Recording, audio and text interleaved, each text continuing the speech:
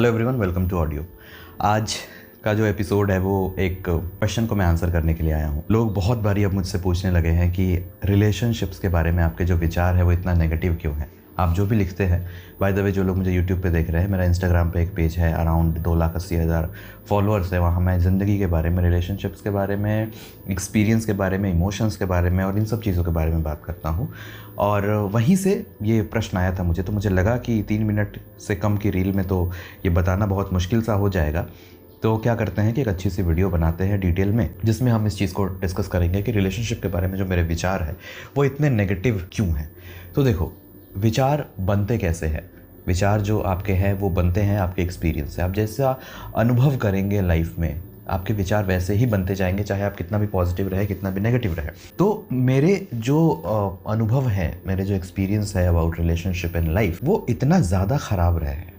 जी हाँ, इतने ज़्यादा ख़राब रहे हैं कि मैं चाह के भी अब पॉजिटिव नहीं हो पाता हूँ। और इसमें मेरी गलती नहीं है। कभी कभी होता है ना कि चलो एक बार गलत हो गया, 2 बार गलत हो गया, मतलब मेरे जितने भी रिलेशनशिप्स रहे हैं वो उसी एंड पे ख़त्म हुए हैं। और अगर मैं ये कह रहा हूँ कि मैं अपने एक्सपीरियंस शेयर कर रहा हूँ और मेरे अगर एक्सपीरियंस वैसे ही रहे हैं, तो मैं क्या करूँ। मैं फिर भी जितना संयम बरतता हूँ अपनी लिखावट में, जो मैं लिखता हूँ, वो कुछ नहीं है उसकी अपेक्षा जो मैंने फील किया है। लिटरली मैं 2 इंसान हुआ करता था और एक इंसान पूरा खर्च हो चुका है रिलेशनशिप में। ये जो आप देख रहे हो ये दूसरा इंसान है। अब ऐसे में आप कितना ज़्यादा अच्छा लिख पाओगे, कितना ज़्यादा पॉजिटिव लिख पाओगे उस चीज़ के बारे में। दूसरी बात ये भी है कि लोगों को ऐसा लगता है कि रिलेशनशिप और प्रेम एक चीज़ है। नहीं है। आप कह देते हो, ये बॉलीवुड का एक कॉन्सेप्ट है जो प्यार, रिलेशनशिप, इन दोनों चीज़ों को एक करके दिखाता है, पर इन दोनों चीज़ों में बहुत ज़्यादा डिफरेंस है। ये दोनों बहुत अलग चीज़ें हैं। जैसे प्रेम एक बहुत ब्रॉडर कॉन्सेप्ट है। प्रेम के कई प्रकार होते हैं। प्रेम, आप प्रकृति से प्रेम कर सकते हो, आपको जैसे किसी कला से आपको प्रेम हो, आपके अपने परिवार वालों से प्रेम होता है, या फिर आप अपने आप से प्रेम करते हो, या मतलब बहुत सारी चीज़ें हो सकती है जिससे आप प्रेम करते हो। रिलेशनशिप में होना प्रेम का एक हिस्सा है, प्रेम का एक प्रकार है। A kind of love is that, but वो पूरा प्यार नहीं है। और ब्रॉडली लोग उसी रिलेशनशिप को एक पूरा प्यार समझ के बैठते हैं और उसके आधार पे अपनी डेफिनेशन जो है वो बनाने लगते हैं, विच इज़ नॉट राइट। मैं जब कहता हूँ कि रिलेशनशिप में मेरा विश्वास नहीं है, तो क्या मैं ये कहता हूँ कि प्रेम में मेरा विश्वास नहीं है? बिल्कुल भी नहीं।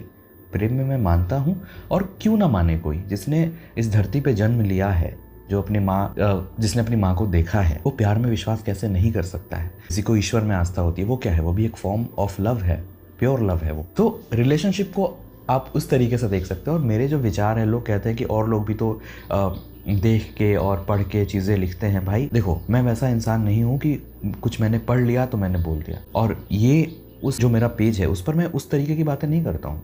मैं लाख कविताएं पढ़ लूँ रिलेशनशिप के बारे में, अगर मेरा एक्सपीरियंस ख़राब है तो वो झलकेगा, उसको मैं कंट्रोल भी नहीं कर सकता हूँ, वो कभी ना कभी झलकेगा। और मुझे सही भी नहीं लगता कि किसी ने कुछ लिखा, वो उसके अपने एक्सपीरियंस से उसने लिखा, बहुत अच्छी बात है, उसका एक्सपीरियंस अच्छा रहा, बहुत अच्छी बात है। पर मैं उन चीज़ों के बारे में बात करता हूँ जो मैंने फील किया है। और बहुत सारे लोग रिलेट करते हैं। यार ऐसा नहीं है कि सिर्फ मैं जो लिख रहा हूँ वो ऐसे ही लिख रहा हूँ। अगर मेरे कविताओं को और मेरी कहानियों को सुनकर अगर 2,80,000 लोग मुझे फॉलो करते हैं, तो ये तो हो ही नहीं सकता ना कि आप रिलेट नहीं कर रहे हो।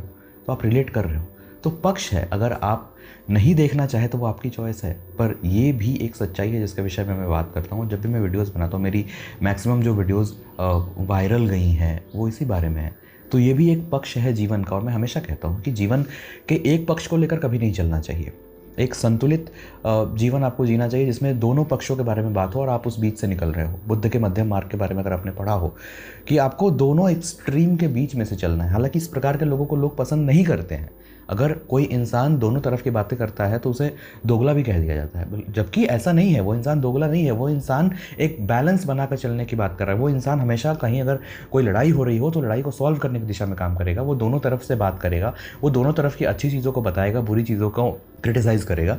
तो इस तरह के लोगों को लोग पसंद भी नहीं करते। पर अगर आपको जीवन में सही जाना है तो आपको एक बैलेंस अप्रोच लेके जाना पड़ता है। एक्सट्रीम पर जाके आप चंद लोगों की तारीफ या चंद लोगों की गालियाँ सुन सकते हैं, पर फिर एक बैलेंस धीरे धीरे क्रिएट करना पड़ता है।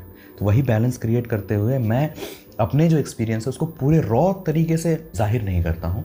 हालांकि उसमें ज़्यादा व्यूज़ आएंगे मुझे, ये भी बात सच है, पर वो मैं करने की कोशिश नहीं करता हूँ। मैं चाहता हूँ कि थोड़ा सा अपना एक्सपीरियंस आए, पर एंड जो उसका हो एक पॉजिटिव नोट पे मैं एंड करने की कोशिश करता हूँ। वेल, नॉट हमेशा, पर अधिकांश केस में वही होता है। तो that's it for the video. ये बेसिकली एक आंसर था उन लोगों को जिनको ये लगता है कि मेरे विचार जो है वो रिलेशनशिप के प्रति हमेशा नेगेटिव रहते हैं। तो हमने डिस्कस किया कि जैसा एक्सपीरियंस होता है, धीरे धीरे आपके विचार वैसे होते चले जाते हैं। और अगर आपके हाथ में ये कंट्रोल है कि आप अपने एक्सपीरियंसेस को कंट्रोल कर सकते हैं, तो आप थोड़ा सा पॉजिटिव चीज़ें एक्सपीरियंस करने की कोशिश करो। नेगेटिव चीज़ें तो अपने आप लाइफ में होती रहती है। Thank you so much for your time and will see you in the next video.